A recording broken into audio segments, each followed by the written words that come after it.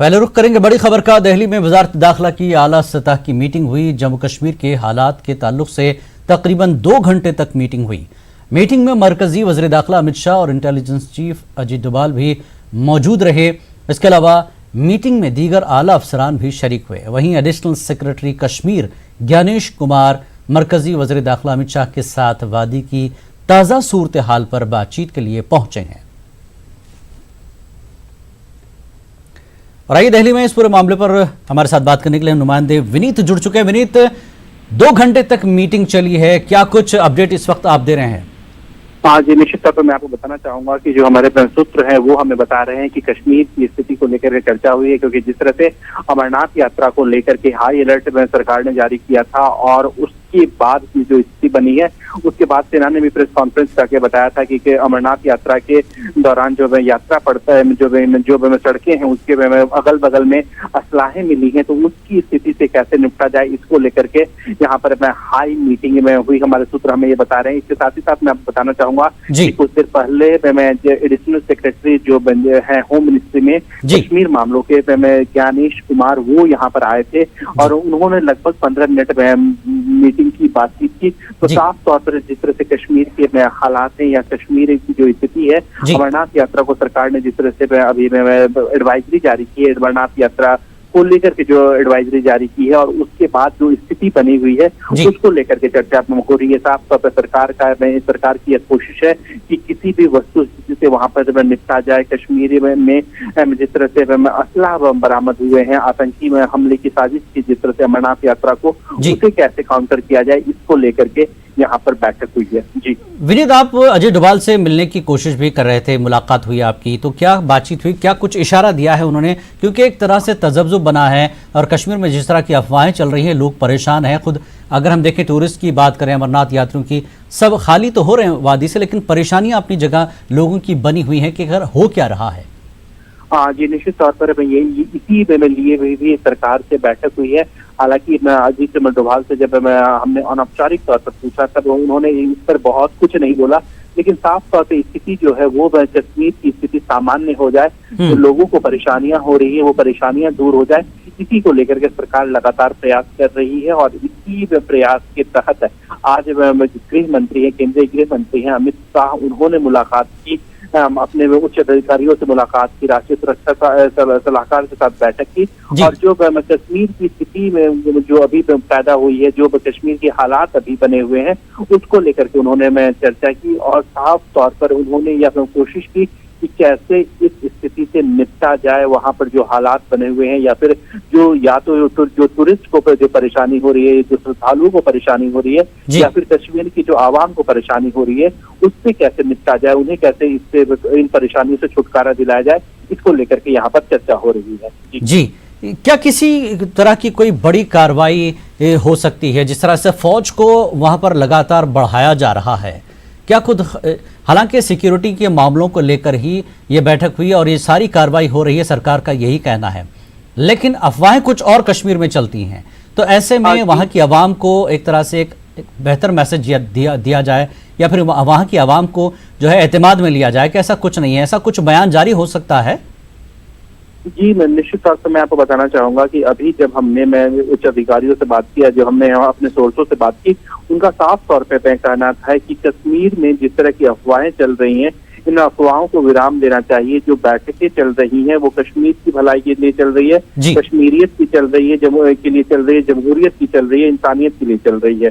तो साफ तौर पर सरकार जो है जब हमने इससे पहले भी गृह मंत्री अमित शाह से जब पहले भी हमने मुलाकात की थी तब उनसे और कश्मीर को लेकर के चर्चा की थी, तो उन्होंने साफ तौर पर उन्हीं फॉर्मूले को अपनाया था, कश्मीरियत, इंसानियत और जमहूरियत। तो जो अटल जी ने जो नारा दिया था कश्मीरियत, इंसानियत और जमहूरियत की, उसी को अपनाने की उन्होंने बात की थी। और साफ तौर पर अभी भी जो हमारे सूत्र हमें बता रहे हैं कि कश्मीर में कैसे भी स्थिति सामान्य हो जाए उसको लेकर के यहाँ पर चर्चा हो रही है। और हमने कुछ अफवाहों के बारे में पूछा तो उन्होंने इस पर विराम लगा दिया और साफ तौर पे कहा कि हमें अफवाहों पे ध्यान नहीं देना चाहिए, बल्कि कश्मीर की जनता का बेहतरी हो, यात्रियों की बेहतरी हो, इसके लिए हमें काम करना चाहिए। जी, बहुत बहुत शुक्रिया विनीत इस पूरी जानकारी के लिए। हमारे नुमाइंदे दिल्ली से विनीत, जिस तरह से उन्होंने कई चीज़ें क्लियर की हैं कि सिर्फ कश्मीर की सलामती और सिक्योरिटी सूरत हाल पर बातचीत हुई है। एक अहम मीटिंग हुई है जिसमें वज़ीर दाखिला अमित शाह और अजीत डोभाल और दीगर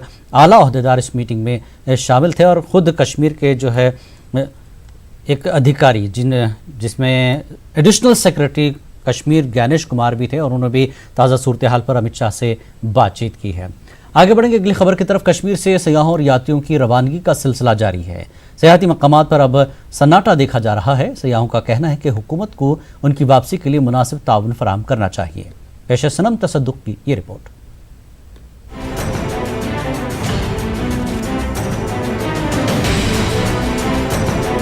सयाहों और यात्रियों को फौरी वादी छोड़ने के अहकामात के बाद बस स्टॉप, रेलवे स्टेशन और एयरपोर्ट पर मुसाफिरीन की कसीर तादाद देखने को मिल रही है। मुकामी लोगों के अलावा सयाह और यात्री ये नहीं समझ पा रहे हैं कि आखिर क्या होने जा रहा है। सयाहों का कहना है कि हुकूमत के इस अहकाम के बाद सभी में खौफ हरास पाया जा रहा है। आम सयाहों ने कहा कि हालात मामूल के मुताबिक ही हैं और इन्होंने मुकामी अफराद के रोल की भी सताइश की। सयाहों के मुताबिक अचानक एडवाइजरी जारी होने से इनकी वापसी के अमल में मुश्किलात पैदा हो रही हैं। हमारी सिचुएशन इज एब्सोल्युटली नॉर्मल। लोग घबरा, हमें कुछ भी एक बार भी ऐसा महसूस नहीं हुआ कि हम लोग अनसेफ हैं। हमने बहुत एंजॉय किया, काफ़ी अच्छी जगह देखी, लोग बहुत अच्छे हैं, खाना बहुत अच्छा है, सुंदर जगह है। सो हमारा trip was very good. Government ने एकदम से एडवाइजरी निकाल दिया, टूरिस्ट को बोल दिया अब जाएं। टूरिस्ट घबरा गया। टिकट्स 20-20, 40-40 हज़ार के टिकट्स एयरलाइंस की हो गई हैं। कोई फैमिली के साथ आया है 1 लाख 1.5 लाख रुपया खर्चना टिकट्स के लिए कोई तुक नहीं है। यहाँ तो गवर्नमेंट को ऐसा कुछ साथ में सहूलियत भी देना चाहिए कि अगर टूरिस्ट ने वापस जाना है तो आप उनको कुछ फैसिलिटीज़ भी प्रोवाइड करें। आए थे हम अमरनाथ यात्रा के लिए आए थे और तब तक तो ठीक था हमारा जब यात्रा था। उसके बाद जब ख़त्म हुआ तो हमारे को जैसे एक एडवाइजरी भी आया और कॉल्स आने लग गए। इनफैक्ट हमारे को यहाँ पे रहते हुए नहीं पता चला कि ऐसा कुछ है, बिकॉज यहाँ का माहौल से नहीं लग रहा था। स्मूथ माहौल था, लोग कोऑपरेटिव थे, सब स्मूथ चल रहा था। बट उसमें जब एडवाइजरी आई, लोगों के कॉल आने लग गए, तब हमें पता चला कि कुछ ऐसा हुआ है, कुछ कर रहे हैं। और अब वो क्या कर रहे हैं तो वो थोड़ा सा पैनिक है कि व्हाट नेक्स्ट, क्या होने वाला है। So there is I can see the confusion behind the people that something is going to happen, but what is going to happen nobody knows about it. Mughal बागात, डल झील समेत दीगर सियाहती मकामात पर हालिया दिनों सयाहों का हुजूम देखने को मिल रहा था, लेकिन एडवाइजरी जारी होने के बाद इन मकामात पर सन्नाटा पसरा हुआ है। सियाहती शोबे से जुड़े अफराद फिक्रमंद नजर आ रहे हैं। इनका कहना है कि हुकूमत के इस इक़दाम से सियाहती सनत पर मनफी असर पड़ेगा। I'm getting regular calls कि do you need any help, do you need, but I don't need any help because we are very very secure here. If we are staying in a hotel, they are taking very care. I mean too good. I don't have any words. But we have to go. In any way we have to go. Tourism business really affected. जेल के सतह पे कल तक तैरते ये शिकारे घाट पे आ चुके हैं और यहाँ पे कल आए ऑर्डर के बाद यहाँ से टूरिस्ट भागना शुरू हो चुके हैं और यहाँ टूरिज्म के साथ वाबस्ता सभी लोगों के जहन में सिर्फ ये सवाल कि आगे अब क्या। फिरोजवानी के साथ सनम तसद्दुक, न्यूज़ 18 उर्दू, श्रीनगर। हुकूमत की एडवाइजरी के बाद जम्मू यात्री निवास को कल खाली करा दिया गया था। ताहम माता वैष्णो देवी की यात्रा को गए चंद यात्री अभी भी बेस कैंप पहुंच रहे हैं, लेकिन इन यात्रियों को भी वापस भेजा जा रहा है। इसी दौरान यात्रा के मुअत्तल होने पर मकामी ताजरीन ने मायूसी का इजहार किया। इन ताजरों ने मसले कश्मीर का मुस्तकिल हल निकालने पर जोर दिया ताकि मुस्तकबिल में इस तरह के हालात का सामना करना ना पड़े। और यह अमरनाथ की यात्रा जाना था, हमारी 1 तारीख की वहाँ ऊपर जाने की पहलगाम से चढ़ने का था, मगर वो 1 तारीख का बारिश होने से बंद हो गया। उन्होंने बोला कि भाई बारिश होने से बंद हो गया, तो हमने 2 दिन का गैप देखा तो हम वैष्णो देवी जाके आए। आज वापस आए तो आज बोला कि भाई बिल्कुल यात्रा स्थगित कर दी गई है, बंद कर दी है। गवर्नमेंट ने ये जो फैसला लिया, ऑन द स्पॉट फैसला लिया, यात्रियों को जो बाहर भेज रहे हैं, ये बड़ा गलत फैसला लिया। हम पूरा साल इसी यात्रा पे डिपेंड रहते हैं कि कोई यात्रा पूरा मतलब जैसे 45 दिन यात्रा चलती है, 45 दिन यात्रा चलेगी तो हमें भी कुछ 4 पैसे आएंगे। लेकिन ये जो कर रहे हैं ये ज़रूरी भी है, ये अपने और जो हमारी जो स्टेट है उसके लिए भी अच्छा है और कश्मीरियत के लिए भी अच्छा है, यहाँ के जो जम्मू के लोग हैं उनके लिए भी अच्छा है और ये कुछ ना कुछ होना चाहिए, इसका कोई ना कोई हल ज़रूर निकलना चाहिए। सयाहों और यात्रियों को घर वापस लौटने की एडवाइजरी जारी हो चुकी है। इसके बाद यात्री अपने घरों के लिए वापस होने लगे हैं।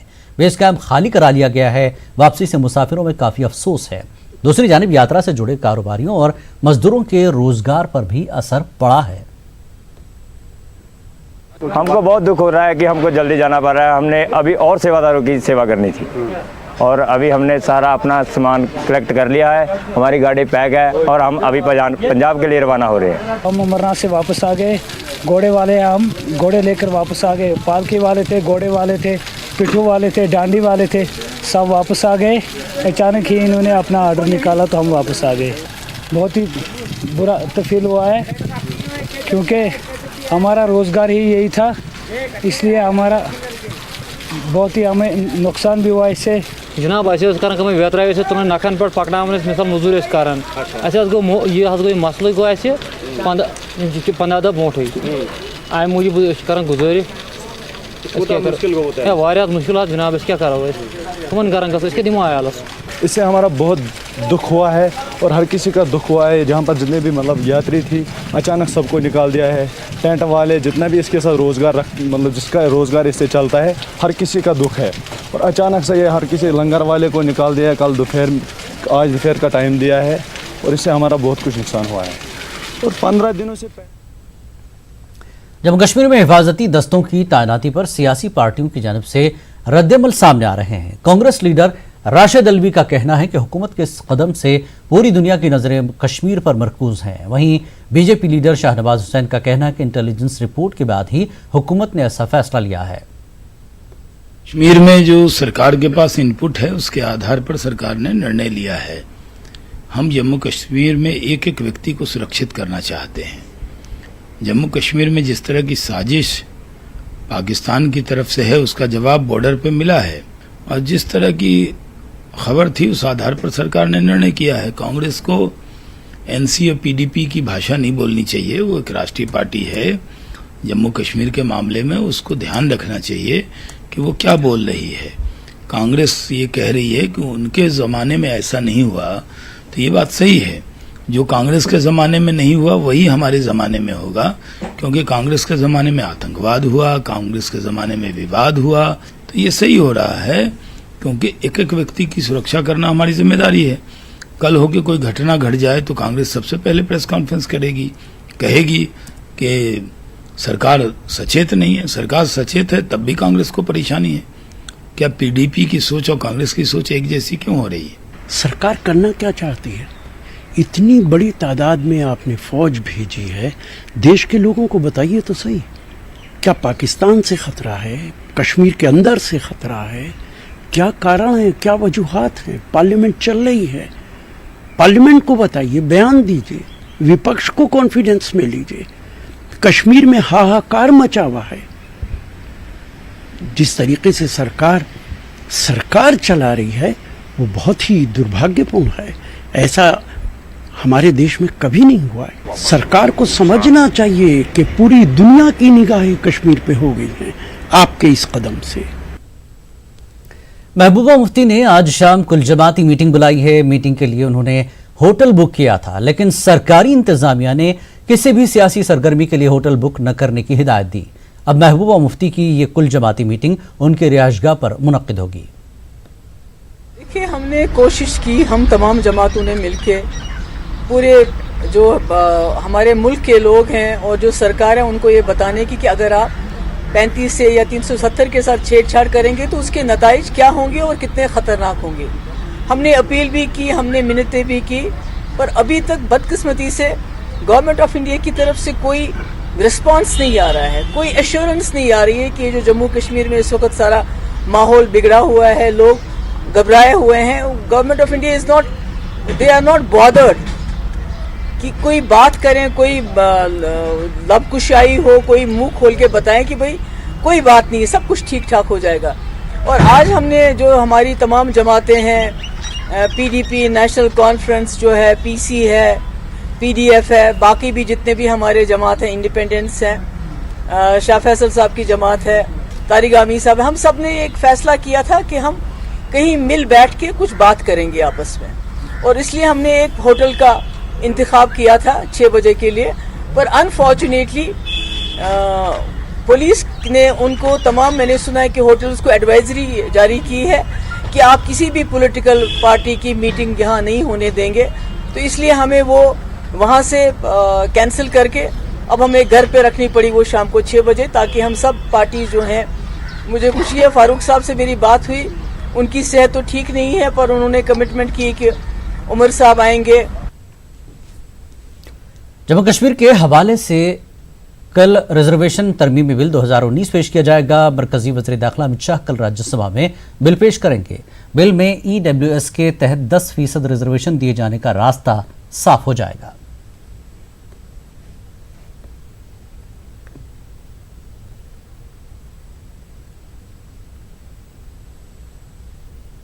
खबरों का सिलसिला जारी रहेगा एक ब्रेक के बाद।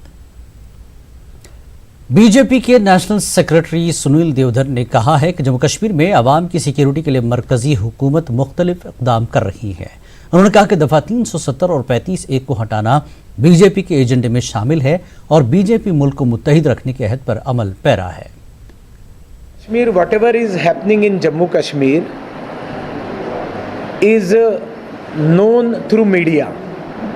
What steps Honorable Home Minister and central government they are taking, the steps are taken for the safety of Jammu Kashmir people, Amarnath Yatris, and those people, those who have gone from outside, maybe for study purpose or maybe for tourism purpose or maybe for business purpose. Definitely we are committed for removing Article 370 from Jammu Kashmir, and we believe that Jammu Kashmir is India. Jammu Kashmir is Bharat. Article 35A is there and many other things, technicalities are there.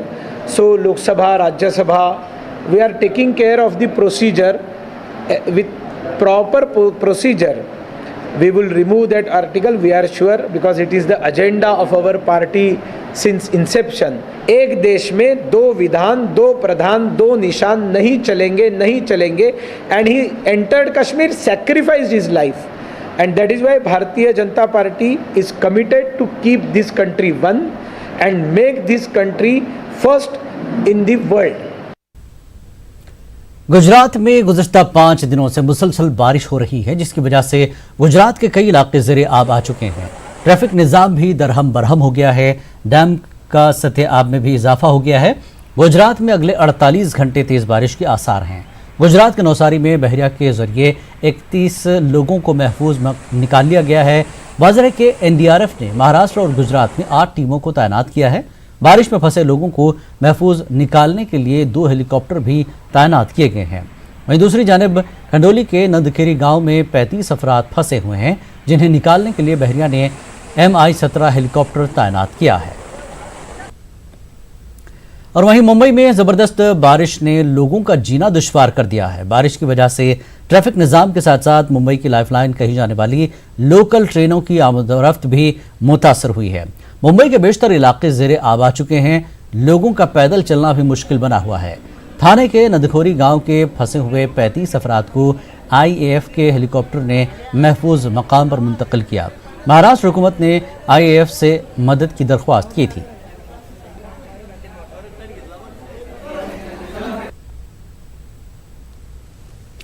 Patna की Khudabakhsh library अपने बानी की याद में तकरीबात यौम खुदाबख्श मना रही है। इस मौके पर लाइब्रेरी की जानिब से नादिर और मुसव्विर मखतूतात की नुमाइश मुनक्किद की गई है। शायकीन नादिर मखतूतात के इस गहवारे को देखकर काफ़ी खुश हो रहे हैं। वाज़ह के गुज़श्ता 4 साल से लाइब्रेरी में डायरेक्टर का ओहदा खाली था। डायरेक्टर के तकर्रुर होने से लाइब्रेरी का मसला अब हल होने लगा है। दुनिया के इल्मी नक्शे पर पटना को खुदाबख्श लाइब्रेरी की वजह से मुनफरद मकाम हासिल है। ये खुदाबख्श ओरिएंटल पब्लिक लाइब्रेरी है जो माजी के अजीम वरसे को मखतूतात की शक्ल में महफूज किया है। जैसे गोल्डन है, तज़हीबकारी है, मुज़ाहब है, यानी कि खूबसूरत नुस्खे कैलीग्राफी के लिहाज से भी यहाँ बहुत सारे मखतूतात हैं। आज जो जिन मखतूतात की नुमाइश लगाई गई है वो रियल इलस्ट्रेटेड मुसव्वर नुस्खे हैं। इसमें सबसे कदीम जो है अरब पेंटिंग है जो 10वीं सदी की है। मुझे अपने पास्ट के बारे में जानकर खुशी हुई। यहाँ पे उर्दू लिपि, अरबी में पांडुलिपि और क्या क्या रामायण वगैरह, अकबरनामा, बाबरनामा और बहुत सारी कलाकृतियाँ जो पुराने ज़माने में विलुप्त हो चुकी बहुत सारी जगह पे यहाँ मुझे आके देखने को मिला और मैंने अपने इतिहास को जानकर बहुत गौरवान्वित महसूस कर रहा हूँ। साल में एक बार देखने को मिलता है और हम हमेशा आते 2008 से अब तक आ रहे माशाल्लाह से। ये मेरी खुशनसीबी है। क्या चीज़ें हैं यहाँ पे है लैला मजनू है, बहुत सारा एक रामायण की बुक है, उसमें अपने से हाथों से लिखा हुआ है। इतना था फाइल्स का, इतना डम्प फाइल्स हैं, हर चीज़ से मुझे बिगड़ी पड़ी है। उन सबको देखना संभालना, कहीं सेंट्रलाइज एसीज, बिजली, एवरीथिंग, सब जगह प्रॉब्लम है और उन सब चीज़ों के साथ साथ टैकल करना ज़रूरी है। बिजली हर जगह ज़रूरी है, वहाँ बिजली भी जगह जगह नहीं है। एसीज ख़राब पड़े हैं, कंप्यूटर्स मशीन्स में एएमसीज नहीं हुए हैं। यानी जिधर आप नज़र डालें हर तरफ प्रॉब्लम ही प्रॉब्लम है। उन प्रॉब्लम्स को टेकअप करते चल रहे हैं हम लोग, ताकि फिर स्ट्रीम पे आता जाए सब चीज़। और कश्मीर से एक और अहम खबर इस वक्त आ रही है। पीपल्स कॉन्फ्रेंस के चेयरमैन सज्जाद गनी लोन ने वादी के मौजूदा हालात पर तशवीश का इजहार किया है। रियासत की खुसूसी पोजीशन पर सज्जाद लोन ने कहा कि एतमाद और वादे पर रियासत को खुसूसी मौक़िफ़ दिया गया है। उन्होंने कहा कि फिलहाल हुकूमत का जो रवैया है नाकाबिल फ़हम है। स्पेशल स्टेटस है जम्मू कश्मीर का, ये चेंज नहीं होना चाहिए, ना ये चेंज हो सकता है। ये ट्रस्ट की बात है। 1947 में तब जम्मू कश्मीर हिंदुस्तान के साथ इलाक़ करता है against a certain set of promises. आप कैसे उसको चेंज कर सकते हो? ये और जिस मतलब आप देखिए हो क्या रहा है। हाँ जी, ट्रूप्स भेज रहे हैं, अब जी आप टूरिस्ट को निकालो, अब जी आप यात्री को निकालो, आप होटल खाली करो। Is this the way to communicate with the people of Kashmir? Is this how you communicate? Through troops, through advisories? और आगे बढ़ेंगे। उर्दू के मकबूल शायर और तनकीद निगार फरीद परवती के नाम से एक ज़माना वाकिफ़ है। आज उनका 58वां में पैदाइश है। पेश है फरीद परवती की शख्सियत और उनकी अदबी खिदमात पर यह ख़ास रिपोर्ट।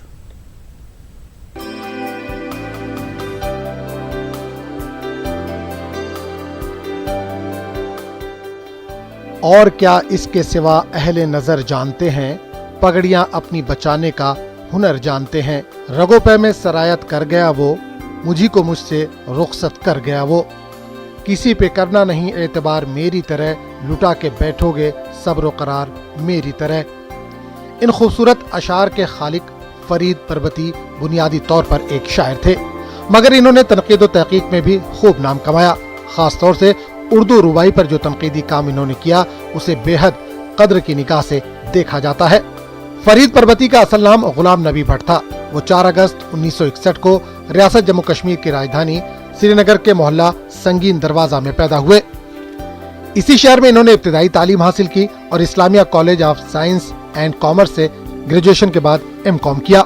अगरचे इनकी तालीमी लियाकत का मरकज व महवर कॉमर्स था, लेकिन उर्दू ज़बान व अदब का ज़ौक़ व शौक़ इन्हें अदब की तरफ खींचता था। इसके अलावा मिजाज भी कुछ शायराना था, चुनांचे वो न सिर्फ शेर कहने लगे बल्कि गुलाम नबी भट्ट से फरीद परवती बन गए। इन्होंने कश्मीर यूनिवर्सिटी से उर्दू में MA और MPhil के बाद PhD की सनद भी हासिल की। आला तालीम हासिल करने के बाद फरीद परवती कश्मीर के अकाउंट सर्विसेज में मुलाजिम हो गए, लेकिन 4 साल मुलाजमत के बाद 2001 में इन्होंने फिर कश्मीर यूनिवर्सिटी का रुख किया और उसके शोबे उर्दू में असिस्टेंट प्रोफेसर बन गए। 2006 में इन्होंने Iqbal institute of culture and philosophy में एसोसिएट प्रोफेसर के तौर पर काम शुरू किया। यहाँ से वो और भी ऊंची मंजिलों का सफर करते, मगर जिंदगी ने ज्यादा मौका नहीं दिया। इन्हें कैंसर का आर्जा हो गया और 2011 में बेहद अलील हो गए। दिल्ली के एम्स में इनका इलाज शुरू हुआ जो कामयाब नहीं हो सका। 14 दिसंबर 2011 को इनका इंतकाल हो गया। 50 साल के मुख्तसर जिंदगी में उर्दू अदब को फरीद परवती बहुत कम वक्त दे पाए, मगर 10-15 साल की इस कलील मुद्दत में भी इन्होंने 23 किताबें तसनीफ की, जिनमें से 15 अब तक शाये हो चुकी हैं।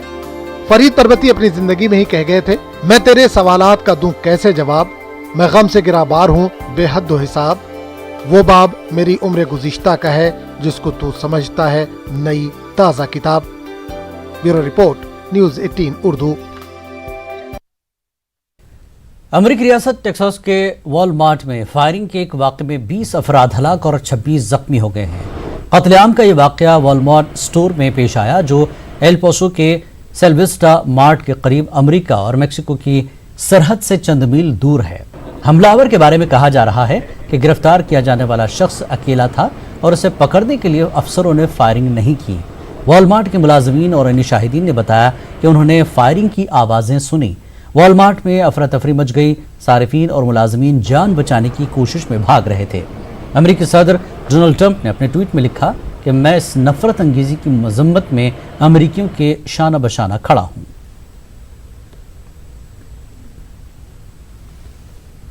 खबरनामे में फिलहाल इतना ही। आदाब। इस न्यूज हेडलाइंस के स्पॉन्सर पेट सफा आयुर्वेदिक जून।